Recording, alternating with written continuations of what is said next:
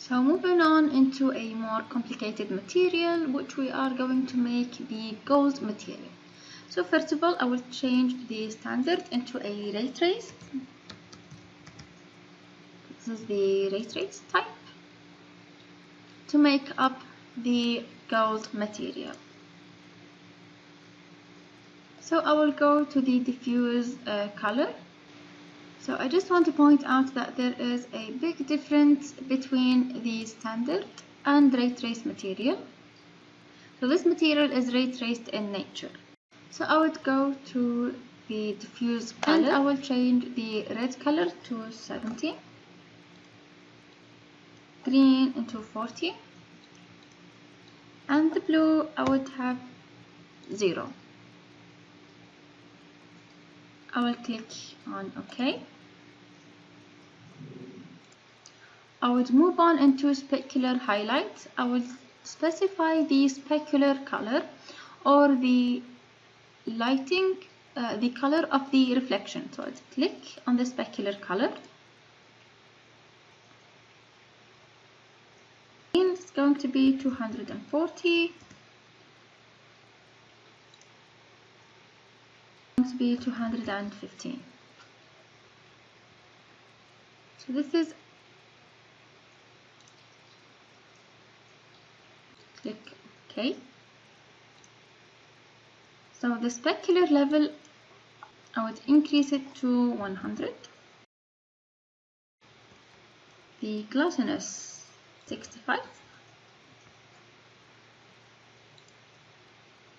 Gold would reflect the light, so I would go into the reflect and I will click on the box next to the reflect and I will add a fall off map.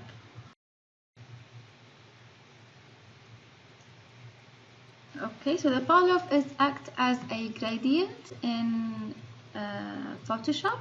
So we choose the gradient mapping. This is the front color. I'd leave it as it is. I would change to the second color. So the red, I'd keep it as it is. The green would be 200 and the blue would be 200. So this is the kind of the reflection that is gradient from black till the kind of the yellowish beige color. So I'd click on OK.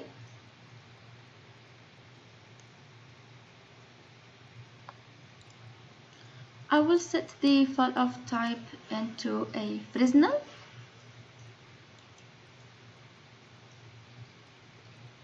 And I will change the index of refraction to 15.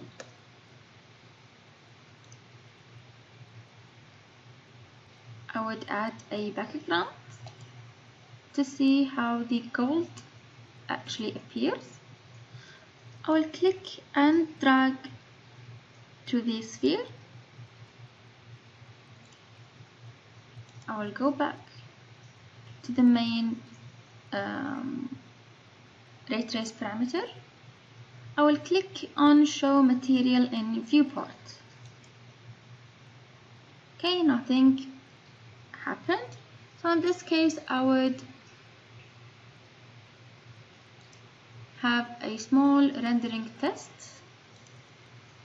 Activate the region, changing the region to the next sphere, and I will render. This is the effect of the gold material.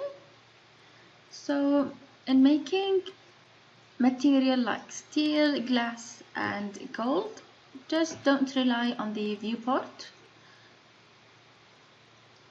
Render a small shot and see how it looks into the actual rendering.